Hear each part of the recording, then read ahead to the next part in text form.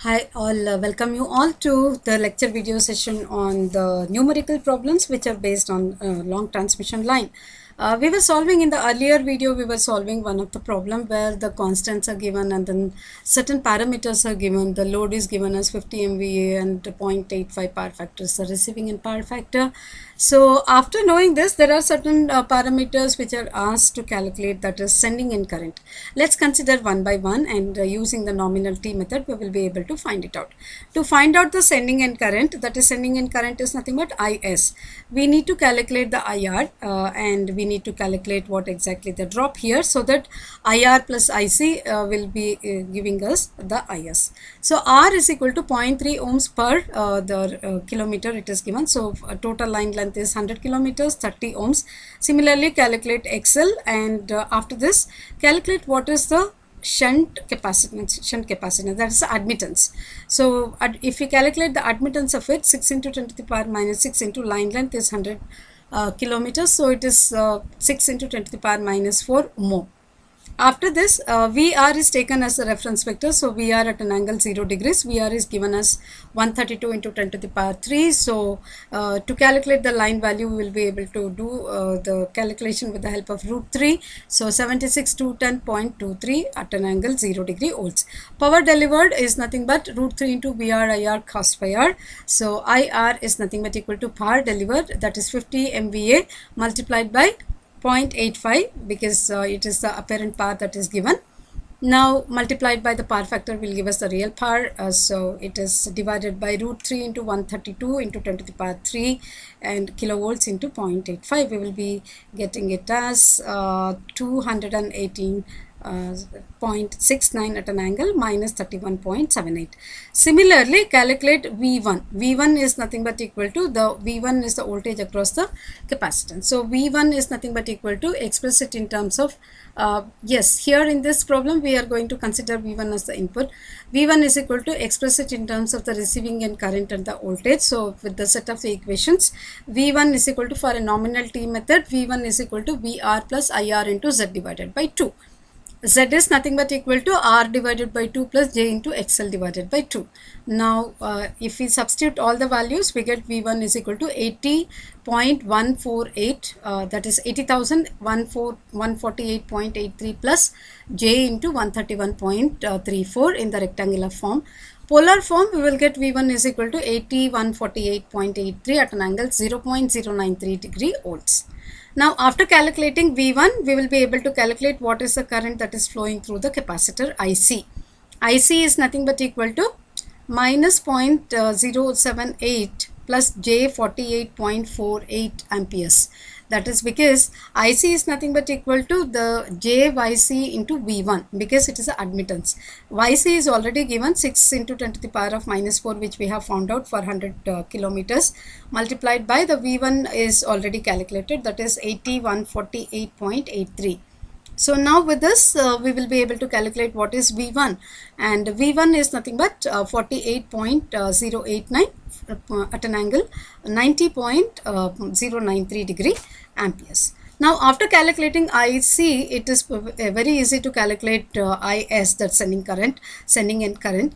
IC plus IR, from the nominal T method diagram, IC plus IR gives us the IS. So calculating it, we will get 197.56 at an angle minus 19.85 degree amperes.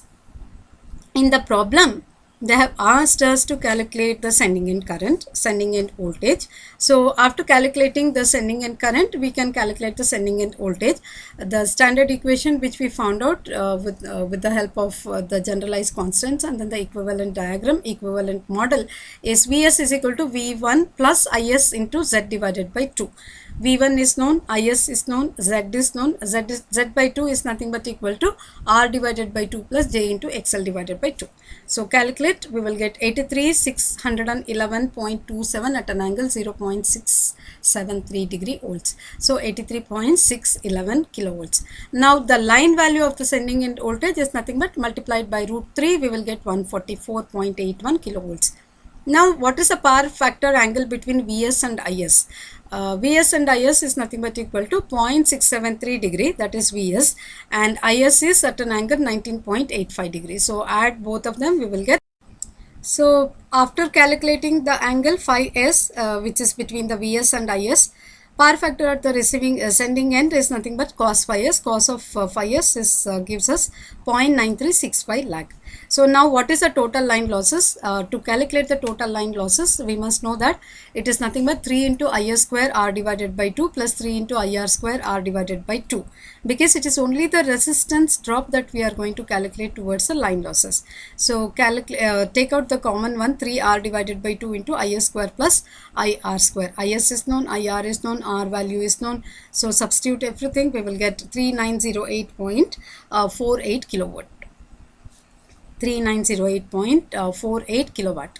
So after knowing this, percentage efficiency, transmission efficiency is nothing but power delivered divided by power delivered plus losses. Power delivered is nothing but 50 into 10 to the power 6 into 0.85 divided by 50 into 10 to the power 6 into 0.85 plus losses calculated as 3908.48. Substitute everything, we will get percentage transmission efficiency as 91.57%. Now percentage voltage regulation is nothing but Vs minus Vr divided by Vr. That is, Vs is the sending end voltage and then the receiving end voltage, and then divided by receiving end voltage. Sending end voltage is, we have found out that 83.611 minus 76.21 divided by 76.21 into 100, close to 9.71%. Percentage regulation is 9.71%. So now we have learned how to calculate the percentage efficiency and the regulation, percentage voltage regulation, which are the parameters to know the performance through different methods. One is the rigorous method for the long transmission line. Generalized constants, using the generalized constants which is possible to analyze the transmission line, short, medium and long line. And with all these methods, it is possible to calculate the performance of any particular transmission line by keeping in mind about the ABCD constants and then the comparison with the rigorous method. So very interestingly, there are certain effects which are associated with the transmission lines.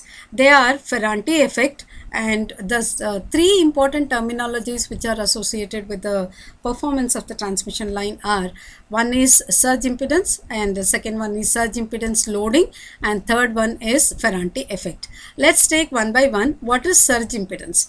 Surge impedance is nothing but equal to that is the impedance which is considered at which is considered as the characteristic impedance of a lossless line. So it is sometimes in the power system network, the characteristic impedance is referred as surge impedance. It is defined as ZC is equal to square root of Z divided by Y, where Z is equal to series impedance of the line, which is nothing but R plus JX. Y is nothing but shunt admittance of the line, G plus JB. Conductance plus the susceptance. So for a lossless line, ideally the resistance and the conductance are found considered to be 0. So it is ideally a lineless, the lossless line says that the characteristic impedance is nothing but it reduces to ZC is equal to L divided by C. So, but root of L divided by C always represents a pure resistance in terms of dimensions. So, its value is normally around 400 to 600 ohms for a overhead line. So, for a UG cable, its value is typically between 40 to 60 ohms. So, now we can calculate, we know that the characteristic impedance is nothing but surge impedance, which is nothing but square root of Z divided by Y, which is also equal to root of L divided by C. Now we can calculate the ZOC and ZSC. ZOC is nothing but the impedance that is measured at the sending end with receiving end open circuited. Similarly, ZSC is nothing but impedance measured at the sending end with receiving end short circuited. So we can express this Vs and Is in terms of ZOC and then ZSC, which is nothing but let's consider the standard equations, which are nothing but Vs is equal to A into Vr plus B into Ir, and Is is equal to C into Vr plus D into Ir. Now when the receiving end is open circuited, there is no current that is flowing through it, so IR is equal to 0, only the voltage exists. So Vs is nothing but equal to A into Vr because IR is 0. Now Is is equal to what? When the IR is equal to 0, Is is equal to C into Vr. Now ZOC is nothing but So Vs is equal to A into Vr, Is is equal to C into Vr, ZOC is nothing but equal to Vs divided by Is, and that is nothing but A into Vr divided by C into Ir, that is nothing but A divided by C. Keep this as equation 1. When receiving end is short circuited, that is Vr is equal to 0.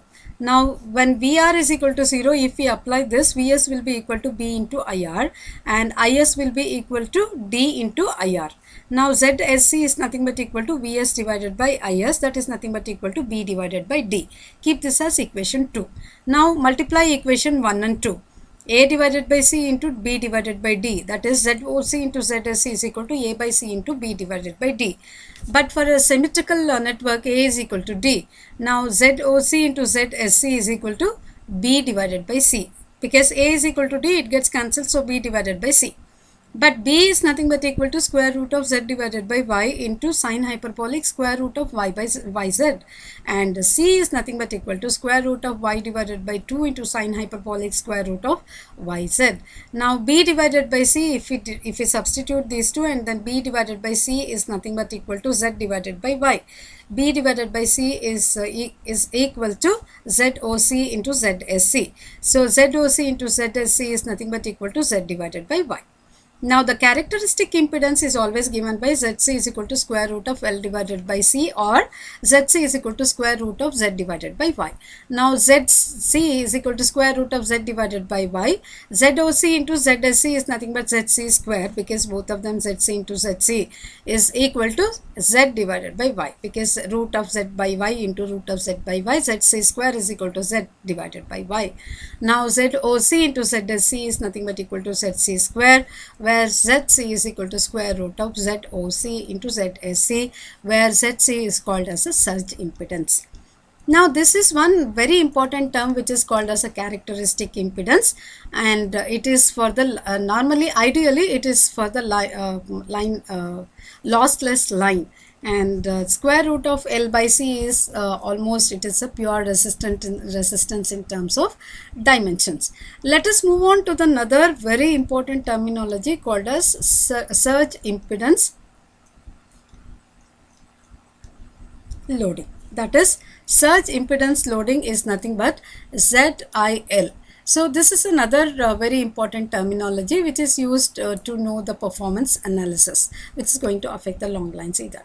So surge impedance loading is nothing but, we know from the previous discussion, we understood that the surge impedance is nothing but equal to Zc is equal to square root of ZOC into ZSC.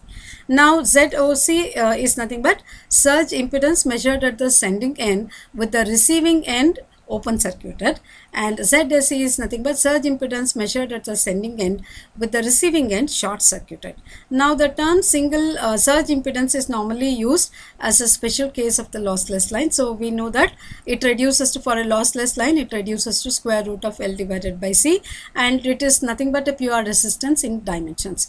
Now surge impedance loading is nothing but the dimension of it, that is the volume of it. So IR, magnitude of IR is equal to magnitude of VR divided by root 3 into ZC, that is square root of L divided by C, where magnitude of VR is the line to line voltage of the load. As the load is a pure resistive load, we have got SIL is equal to root 3 into VR IR, that is VR into IR means VR into IR is nothing but equal to VR divided by root 3 into square root of L divided by C. Substitute the same, we get root 3 will get cancelled here. So VR square divided by square root of L divided by C. So now surge impedance loading is nothing but equal to VR square, magnitude of VR square. So VR square divided by root of L by C is nothing but equal to ZC. So surge impedance loading is equal to VR square divided by ZC. And this is also SIL, that is the surge impedance loading is also called as real or natural power of the line. So the permissible loading of the transmission line may be expressed as a function of SIL, and the SIL provides a comparison of load carrying capacity of the transmission lines, that is load carrying capabilities of the transmission lines. Now the SIL, from the formula itself, it shows that it is inversely dependent on the capacitance, I mean the impedance, and the directly it is proportional to the receiving end voltage. Now if the SIL to be lower, then the ZC should be or it should be VR, it is directly proportional to VR. So the receiving end voltage should be higher or the impedance should be lower. So if impedance should be higher, so in order to keep the SIL at the minimum, so by increasing the value of the receiving end voltage, the power transmitted through the long transmission line can be increased. How to keep the receiving end voltage at the higher value is that by reducing the line losses and by keeping up the load power factor at the permissible in the permissible limit and at the higher value. So the cost of increasing the lines to use them in parallel is also going to be a matter of concern. So we cannot increase the lines just because we want to increase the SIL, that is the surge impedance loading. So in order to increase the SIL, either VR has to be increased or impedance characteristic impedance has to be reduced. So we can definitely understand that we need to keep the SIL at the higher order. So we need to ensure that the line losses are going to be less, and the lossless line has to be maintained as far as possible. So the next very important terminology is the Ferranti effect. What is Ferranti effect? We have already heard about skin effect and we excuse me. So we have already heard about the skin effect, that is going to be one of the major effect in case of power transmission, both in the cable as well as in the overhead line. So for a Ferranti effect is nothing but the one of the most important effect which is going to be dependent on the receiving end voltage levels. That is, for a long transmission line under no load conditions, the voltage at the receiving end is more than that in the sending end voltage because of the effect of the capacitance. So this is called as Ferranti effect. In brief, the voltage at the receiving end is more than the voltage at the sending end. This effect is because of the effect of the capacitance, which is considered at the as the line's capacitance. Because of this, this is considered as an effect, and this effect is called as a Ferranti effect. It can also be explained on the basis of net reactive power flow in the line. What is the function of the capacitor? Capacitor supplies the reactive part, whereas the inductive load, it is the voltage is lagging behind the current. So if the reactive power is generated at a point is more than the reactive power that is absorbed, the voltage at the point becomes higher than the normal value. The inductances, as I already said, it absorbs the reactive part, whereas the capacitance supplies the reactive part, that is, it generates the reactive part. So there will be a compensation because of the capacitance that is connected at the receiving end. So under lighter load or no load conditions, the capacitance generate more reactive power such that current becomes leading the voltage, and the power absorbed by the inductive reactances will become less. So hence the voltage at the receiving end voltage is found to be greater than the sending end voltage. And under this condition, that current that is flowing through the network can be written as I is equal to Vs divided by j omega L into I plus 1 over j omega Ci. So this particular effect is very much visible, and it has to be taken care of because of the power that is transmitted at the long line transmission. So with all this, we will be able to understand that the three effects three terminologies which are very important in case of long transmission line or any transmission line analysis is, one is a Ferranti effect, other one is a surge impedance, and the surge impedance loading. After knowing all this, we will be able to analyze the two-port networks which are connected in series or which are connected in parallel, and how to calculate the relative values of Vs and Is and Vr and Ir. Let's consider one classic example where the transmission lines are connected in series, and here when it is connected in series, the transmission lines are having the generalized constants as A1, B1, C1, D1 and A2, B2, C2, D2, and we are asked to find out what is derive the expression of the ABCD, overall ABCD constant of the resulting network, considering two cases. One is the series and the other one is the parallel. Let's consider the first case, network in series. We can write the expression for the Vs in terms of receiving end and the receiving end current and then the voltage. So let's write the equation. Vs is equal to A1 into V, A1 into V, yeah, A1 into V plus B1 into I. Current is at the receiving end, B1 into I. So Vs is equal to A1 into V plus B1 into I, and similarly Is is equal to C1 into V plus D1 into I. Keep this as equation 1 and 2. Now write the expression for the V. V is nothing but equal to A2 into VR, A2 into VR plus B2 into IR. So now keep this as equation 3, and I is nothing but equal to C2 into VR plus D2 into IR. So we have got 4 equations with us. Substituting equations 3 and 4 in 1 and 2. So we will be able to find out Vs is equal to A1 into A2 VR plus B2 IR plus B1 into C2 VR plus D2 IR. Now simplify this equation. We will get Vs is equal to A1 A2 plus B1 C2 into VR plus A1 B2 plus B1 D2 into IR. Now we know that Is is equal to what is the sending end current in terms of parameters of receiving end voltage and then the receiving end current, that is C1 into V plus D1 into I. Now V is nothing but equal to C1 into A2 VR plus B2 IR plus D1 into C2 VR plus D2 IR. These two are the expressions that we have found out in 3 and 4. Substitute the equations, we get the expression for Is. Expression for Is will be A2 into C1 plus C2 into D1 into VR plus B2 C1 plus D1 D2 whole multiplied by IR. Now with this we can write the overall ABCD constant of the resulting network as A is nothing but equal to, if we compare it, A is equal to A1 A2 plus B1 C2, B is nothing but A1 B2 plus B1 D2, C is equal to A2 C1 plus C2 D1, D is equal to B2 C1 plus D1 D2. Now when the networks are connected in series, we have found out what is the ABCD constant of the resulting network. Now consider that the two networks are connected in parallel, and then we are going to see what is the expression. Now if the two networks are connected in parallel, Is is the current, that is Is2 is the current that is flowing into the second port network, that is IR1 is the outgoing current from the first one, IS1 is the sending end current of the first network, that is the Vs is the sending end voltage and VR is the receiving end voltage. Now let us consider Vs is equal to what? Vs is equal to A1 into the output voltage, that is the receiving end voltage is VR plus B1 into IR1.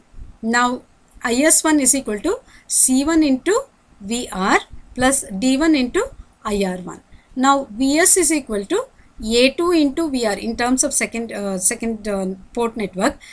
Vs is equal to A2 into VR plus B2 into IR2.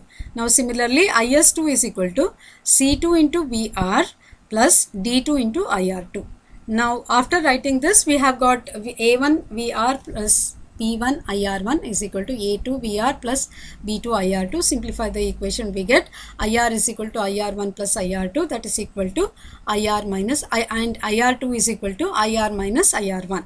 Now VR into A1 minus A2 is equal to B2 into IR minus IR1 minus B1 IR1. So simplify this equation with the values that is obtained there. For substitute for IR as IR2 as IR minus IR1, we get the value for we get the expression for IR1. IR1 is equal to B2 into IR minus VR into A1 minus A2 divided by B1 plus B2. Similarly, write the equation for Vs is equal to A1 into VR plus B1 into IR1. Substitute the expressions, we get Vs is equal to A1 into B2 plus A2 into B1 divided by B1 plus B2 into VR plus B1 B2 divided by B1 plus B2 into IR. Now after knowing Is1 and Is2, Is1 plus Is2 is nothing but equal to C1 plus C2 into VR plus D1 into IR1 plus D2 into IR2. Now substitute the values. Is1 plus Is2 is the total sending end current. Is is equal to C1 plus C2 into VR plus D1 into IR1 plus D2 into IR2 is nothing but IR minus IR1. Substitute the values that we have got from the earlier expressions. ABCD parameter of the overall network can be found out as when it is connected in parallel as A is equal to A1 B2 plus A2 B1 divided by B1 plus B2, B is equal to B1 B2 divided by B1 plus B2, C is equal to C1 plus C2 minus A1 minus A2 into D1 minus D2 divided by B1 plus B2, D is equal to B1 D2 plus D1 B2 divided by B1 plus B2.